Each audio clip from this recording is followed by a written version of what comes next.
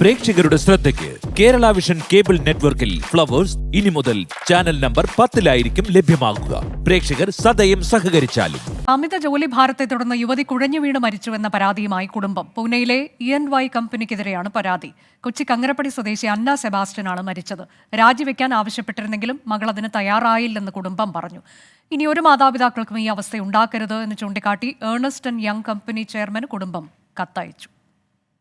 ഞങ്ങൾക്ക് ഉറങ്ങാൻ സമയം കിട്ടൂല, ഭക്ഷണം കഴിക്കൂല, സ്ട്രെസ്, ടെൻഷൻ ഇതെല്ലാം കൂടി വന്നപ്പോഴാണ് ഒട്ടും താങ്ങാൻ പറ്റാതെ റിസൈൻ ചെയ്യാനായിട്ടൊക്കെ ഒത്തിരി തവണ ആവശ്യപ്പെട്ടത്. അപ്പൊ അവളോ പലരോടും കൺസൾട്ട് ചെയ്തപ്പോൾ ഈ വയൽ 1 വർഷമെങ്കിലും ജോലി ചെയ്താല് അത് ഭയങ്കരമായിട്ട് ഒരു അഡ്വാൻറ്റേജ് ആണെന്നാണ് പലരും അഡ്വൈസ് ചെയ്തത്.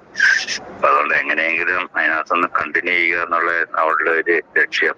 ഒരു 6 മാസം പ്രൊബേഷനൊക്കെ ഡിക്ലെയർ ചെയ്യല്. EY ചെയർമാൻ പരാതി കൊടുത്തിട്ട് ഇപ്പൊ എനിക്ക് തോന്നുന്നു ഒരു 10 ദിവസമായി.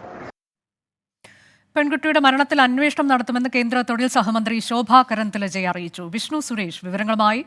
വിഷ്ണു, വളരെ ദൗർഭാഗ്യകരമായൊരു സംഭവമാണ് ഇത്. വീട്ടുകാരുടെ ശ്രദ്ധയിൽപ്പെട്ട സംഭവമാണ്. അതിൽ രാജിവെക്കണമെന്ന് കുട്ടിയോട് അവർ പറഞ്ഞതാണ്. പക്ഷേ പെൺകുട്ടി അതിന് തയ്യാറായില്ല. ഈ ജോലി സമ്മർദ്ദം എന്നുള്ളത് പൊതുവെ എങ്ങനെയാണ്? ഈ കുട്ടിയുടെ സഹപ്രവർത്തകരും ഇത്തരം കാര്യങ്ങൾ പറയുന്നുണ്ടോ? അവിടുത്തെ പൊതുവായൊരു സാഹചര്യം എങ്ങനെയാണ് എന്നാണ് നമുക്ക് മനസ്സിലാക്കാൻ കഴിഞ്ഞത്. വിഷ്ണു.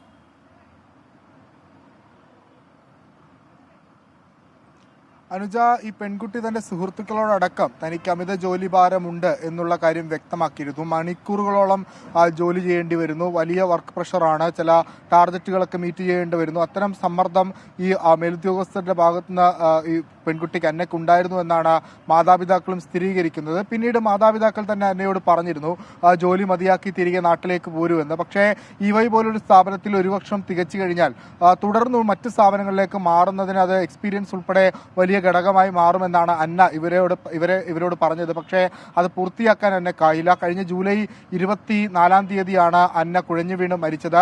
ആ മരിക്കുന്നതിന് 5 മിനിറ്റ് മുൻപ് അന്ന മാതാവുമായി സംസാരിച്ചിരുന്നു. അപ്പോൾ പോലും ഈ ജോലിഭാരത്തെക്കുറിച്ച് സംസാരിച്ചിരുന്നു. പിന്നീട് ഭക്ഷണം വരികയും താഴത്തേക്ക് ഭക്ഷണം എടുക്കാൻ പോകുകയും മുകളിലേക്ക് കയറി വരുന്നതിനിടയിലാണ് മരണം സംഭവിച്ചത്. അന്നയ്ക്ക് മറ്റ് മാനസികമായ പ്രശ്നങ്ങളോ അല്ലെങ്കിൽ വേറെ ബുദ്ധിമുട്ടുകളോ ഒന്നുമില്ലായിരുന്നു എന്നാണ് കുടുംബം വ്യക്തമാക്കുന്നത്. ഈ കുഴഞ്ഞു വീഴാനുള്ള കാരണവും അതോടൊപ്പം തന്നെ ആരോഗ്യ പ്രശ്നങ്ങൾക്കുമെല്ലാം വഴിവെച്ചത് ഈ ജോലിഭാരമാണ്. ഇത് ചൂണ്ടിക്കാട്ടിയാണ് അന്നയുടെ കുടുംബം EY ചെയർമാന് ഒരു കത്ത് നൽകിയത്. ആ കത്തിൽ ഇക്കാര്യങ്ങളെല്ലാം വ്യക്തമാക്കിയിട്ടുണ്ട്. ഇതൊരു അന്വേഷണം നടത്തുമെന്നാണ് കമ്പനിയുടെ ഭാഗത്തുനിന്ന് ലഭിച്ച വിവരം.